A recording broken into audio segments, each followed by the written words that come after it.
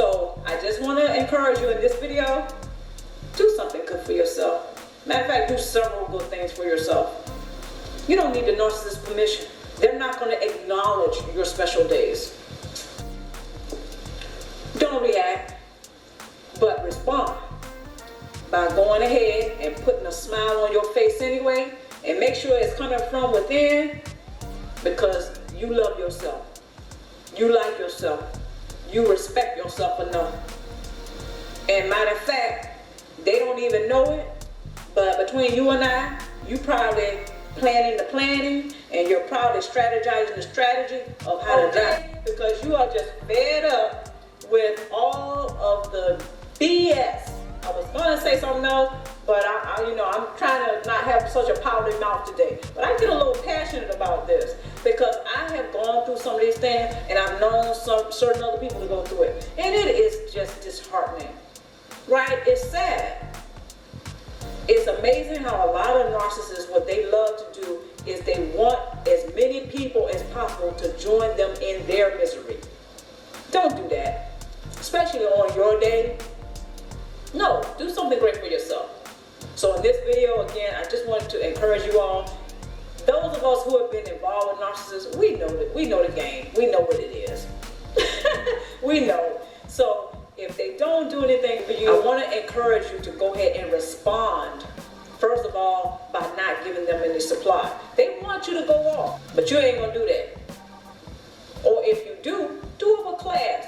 Not saying that you don't have any class, but some of us, when we start going off, we're not thinking about class. We think about going to that. Okay? We're not trying to do that. But anyway, you guys, I really want to encourage you. Yes, just be good to yourself. Because the narcissists, they don't care enough to acknowledge you on your day, whatever that day may be. All right? Just stop expecting it. Stop expecting them to do something that you know is not in their hearts to do. Take care of yourself. Love yourself. Respect yourself. I want to encourage you to start today. All right, guys. You're stressed out.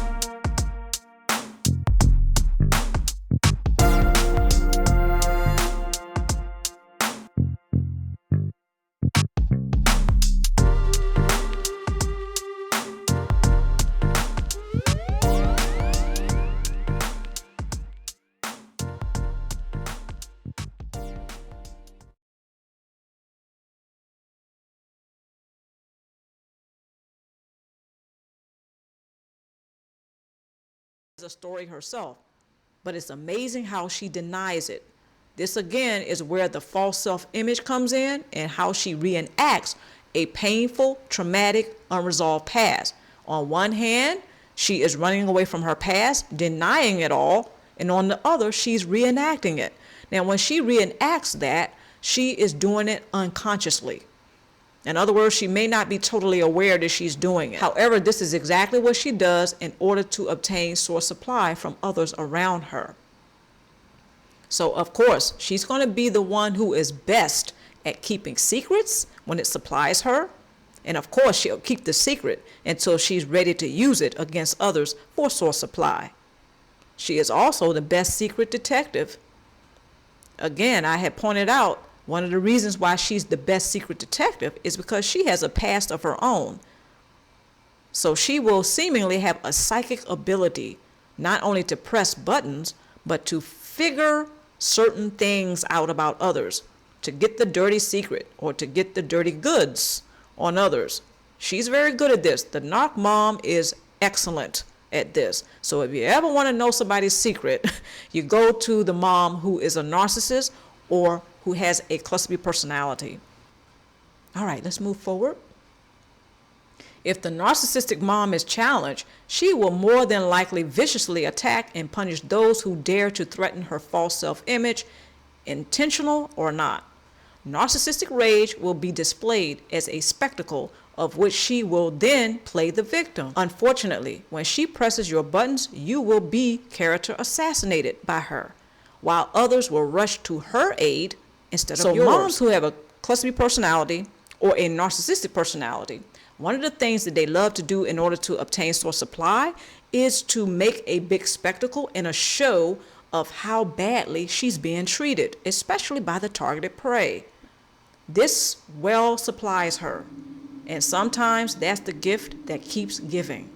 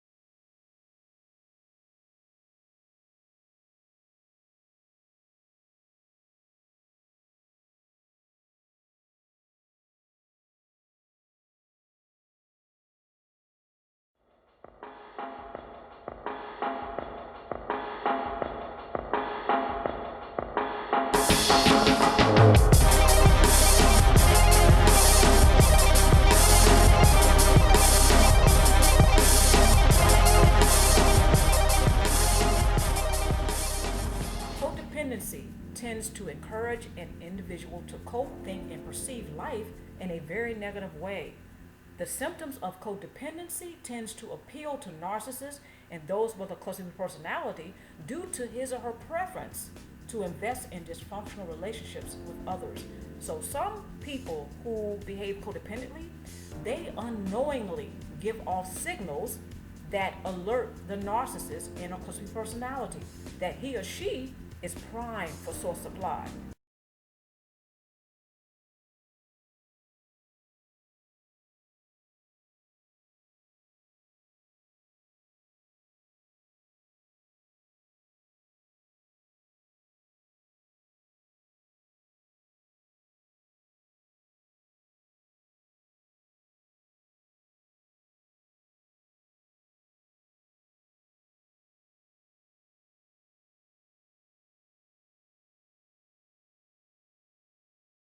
In other words, they can be used to be a source supplier. So codependency does encourage a person to cope, think, and perceive life in a negative way. So this can influence him or her to unknowingly give off signals that narcissists find appealing. By complying to the dysfunctional relationship, those who may be contemplating no contact from a narcissist may feel some guilt for doing so. This is another thing that's very common. Those who go no contact, they may feel a little guilt because they have a strong sense of obligation to the narcissist or cluster B personality. But they also may feel a sense of loyalty to the narcissist and cluster B personality. Now that might sound a little frightening to some people, but just think about, or at least factor in, that there's a history of the dysfunctional relationship with the narcissist and a cluster B personality. Human beings tend to want the connection, and we tend to gravitate towards what's familiar, even if it's dysfunctional. Those who behave codependently may have a hard time realizing that they never owed the narcissist and or cluster B personality at all. Unfortunately, for some, he or she has experienced adverse effects due to dysfunctional relationship with narcissists and or those with a cluster personality.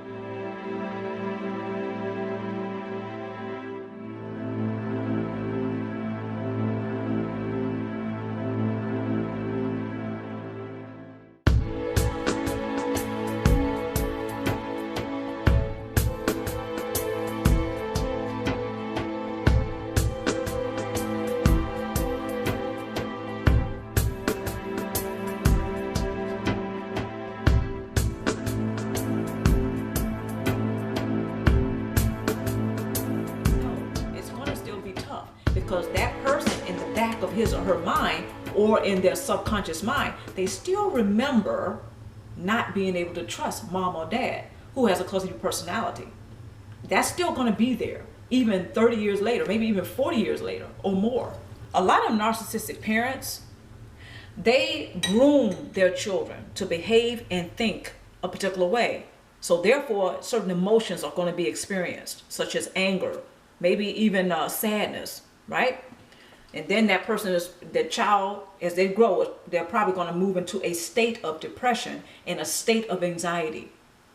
Anyway, what happens is that due to the grooming process, the narcissist and a cluster personality parent has taught their child to fear people and don't trust people who are not the narcissistic parents.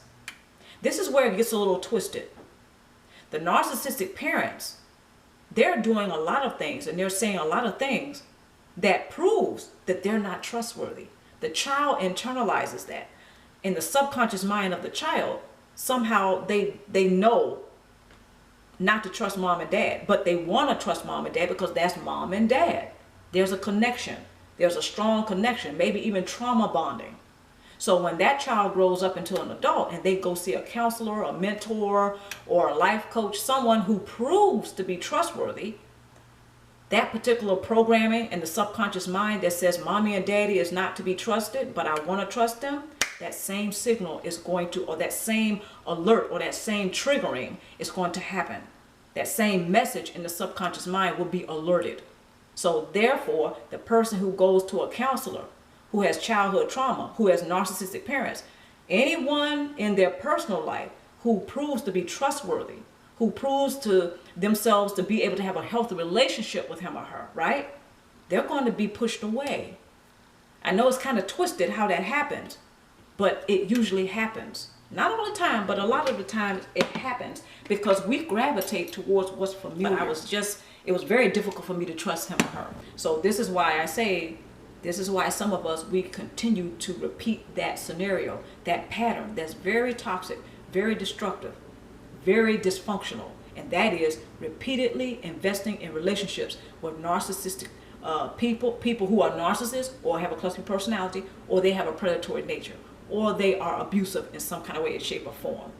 Okay, so this is why, because that same programming is playing. One of the things that is, this is a snag that a lot of us hit, or a brick wall that a lot of us hit, and that is the trust issue. Okay, now I know some of you might be saying, okay, a lot of people have trust issues. No. People who have the background in childhood trauma, especially when it comes to narcissistic abuse, yeah, it's a little bit deeper than that.